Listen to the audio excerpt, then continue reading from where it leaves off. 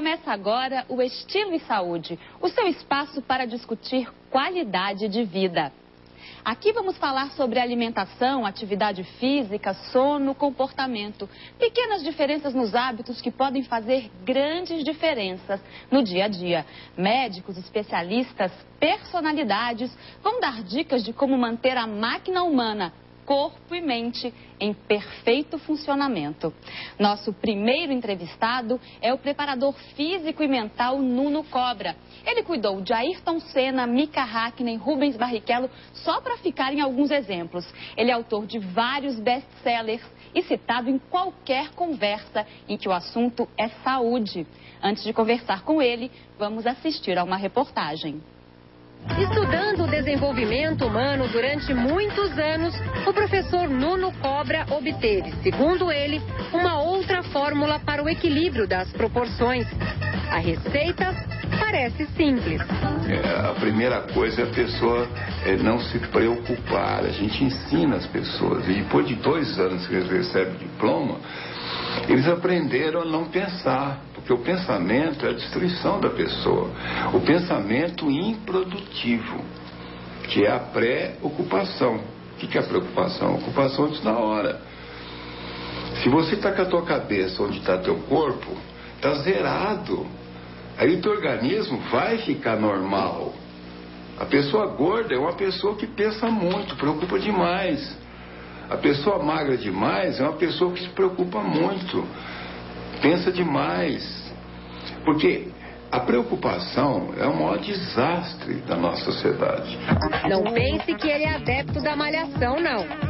Para o professor, tudo se resume em 3 aparelhos: parada de mão, barra de equilíbrio. Você vai exigir do teu cérebro que ele se equilibre. Tá entendendo? Isso aqui não tem como você pensar. E a barra? O Ayrton fazia barra. Ele adorava fazer barra. Então ele fazia 5 séries de 15 oitavas, giros, sem botar o pé no chão. Ele levava mais ou menos uns 8 minutos. Era equivalente a 3 horas e meia na academia. Nuno nem precisava citar seu cliente mais conhecido. Aos 70 anos, ele mostra que está em forma. Ele dá uma oitava, uma volta inteira na barra de ferro. Em média, os praticantes só conseguem completar o exercício após 1 ano e meio de treino. Nuno Cobra lembra ainda que o equilíbrio das proporções tem outro caminho. Você vai ficar muito mais bonita se você tiver mais em equilíbrio. E equilíbrio vem pelo pensamento. Porque o pensamento é que gera as emoções. E as emoções é que faz o estrago no teu organismo. Não adianta você ficar passando tanta coisa na pele, tá entendendo? Se você está ansiosíssima, você está triste, você está agoniada, estressada, é porque dentro de você está existindo uma descompensação por falta de respiração e de relaxamento.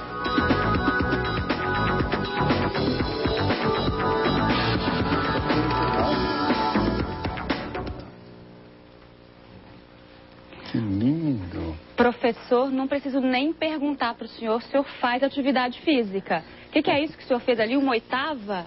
É uma oitava. Isso aí, ele tem um efeito mental e emocional, espiritual, extraordinário. Tem que ter uma força, não só do músculo, do pensamento também, então. O Ayrton, ele levou quase 1 ano e meio para fazer uma oitava.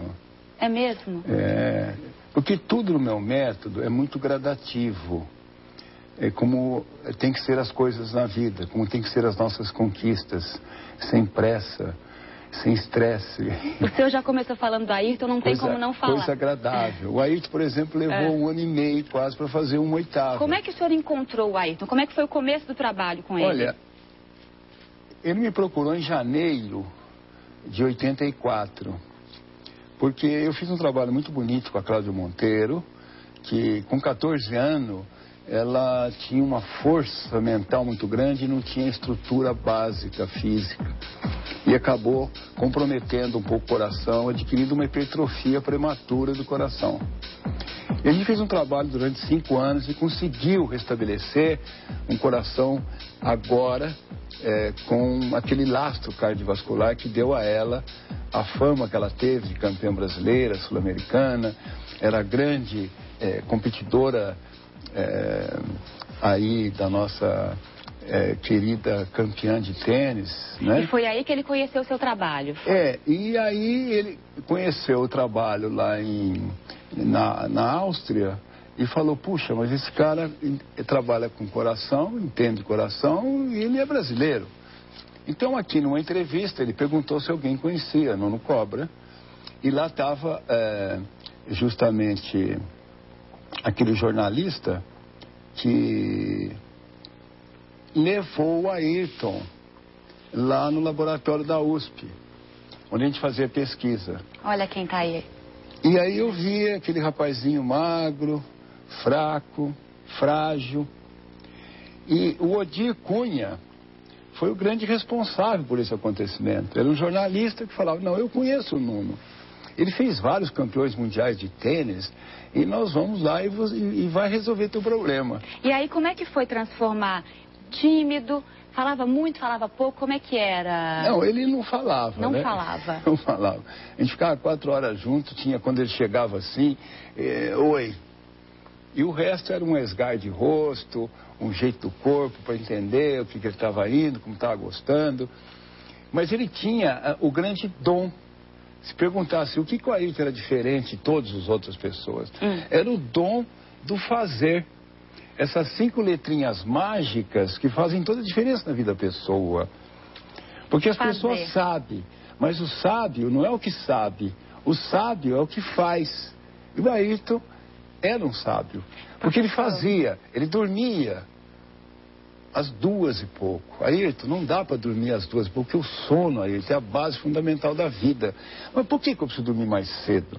Aí você tinha que explicar, Ayrton, quando você está dormindo, é que a hipófise libera o hormônio de crescimento. Para você ter uma ideia, enquanto você dorme, é fabricado pelo teu organismo bilhões de células que vão ser acrescentadas em todos os seus órgãos vitais. Então é uma reciclagem que se faz, fígado, baço, vesícula, estômago. Quanto a gente tem que dormir minimamente por noite? Quantas horas? Isso varia muito. O sono é mais importante ele ser profundo do que ser longo. Mas em torno de 7 a 9 horas. Já é o suficiente. Há pouco tempo atrás a gente tinha uma dificuldade muito grande, porque as pessoas se orgulhavam que dormia 5 e estava fazendo força para dormir 4, porque achava que dormir era perder tempo.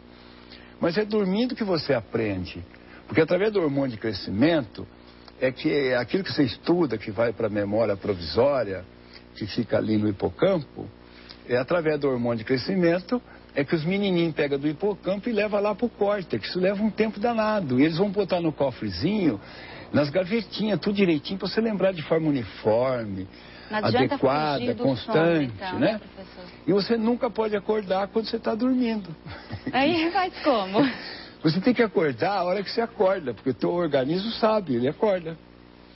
E você também não pode acordar, porque você fechou teu cofre e você acorda. E como é que faz para acordar sem despertador, por exemplo? É só você dormir na hora adequada.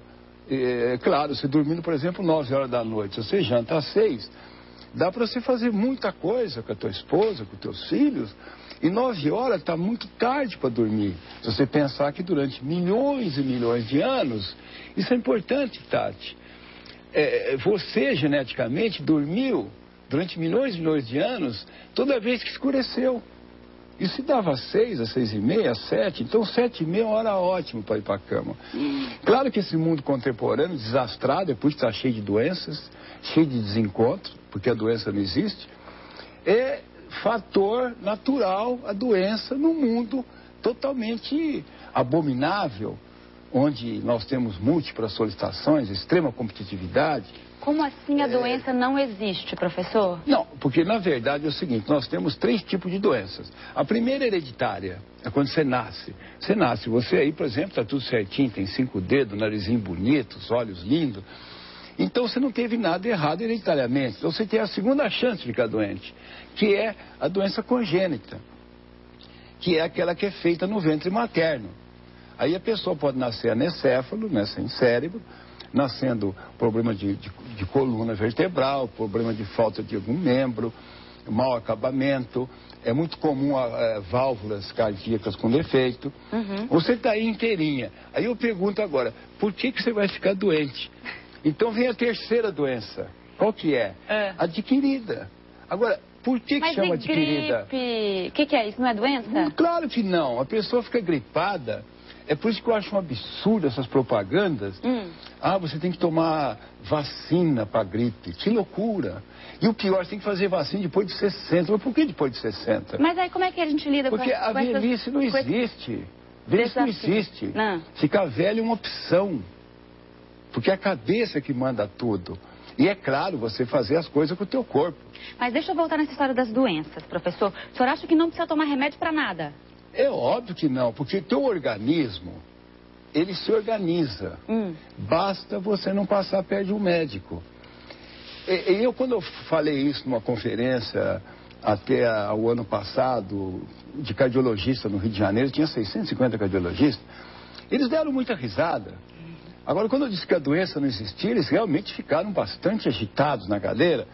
Mas quando eu fiz essa explicação depois, todos eles falaram, não, você vai no meu hospital falar com a minha equipe, porque isso aí é real. Por que chama adquirida a terceira doença? Eu perguntei para eles. Por quê? Porque a pessoa tem que dar duro para conseguir ficar doente, porque não é fácil ficar doente. A pessoa tem que ser muito esforçada, me entende, Tati? Ela tem que ser determinada.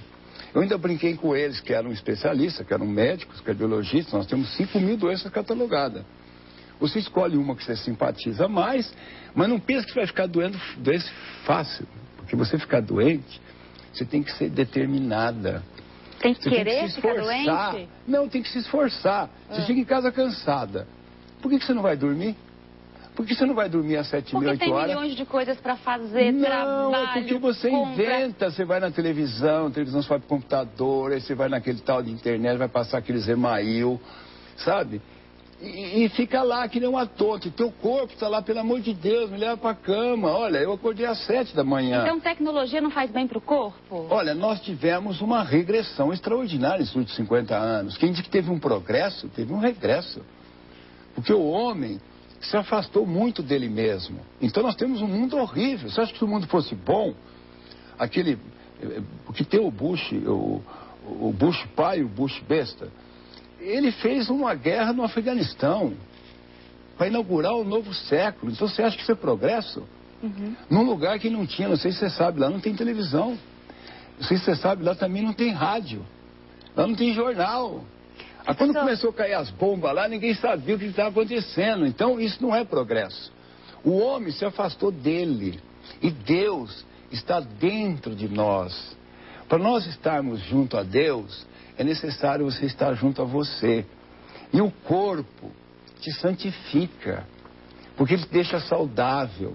E o que a gente precisa fazer para o corpo, então, já que não pode tomar remédio, já que ninguém fica doente, como é que a gente trata o corpo bem? Minha filha, nesse livro aqui, A Semente da Vitória, eu fiquei 10 anos escrevendo. Não pensa que é um livro que eu fiz para ficar famoso. Isso veio depois, depois de 91, o Ayrton, foi um ano trilegal. Esse é o mais recente. Foi um ano trilegal. Porque chegou 91, veja bem, o Rubinho foi campeão da Fórmula 3 inglesa, que era campeão mundial da Fórmula 3. O Christian foi campeão da Fórmula 3 multicontinental europeia. E o Ayrton foi campeão do mundo e foi tricampeão. Então eu parei e falei, puxa, eu tenho que escrever alguma coisa. Então você perguntou, como que se consegue isso? A gente vai falar isso daqui a pouquinho, tá bom, professor? A gente volta a falar disso. Voltamos já com o Estilo e Saúde.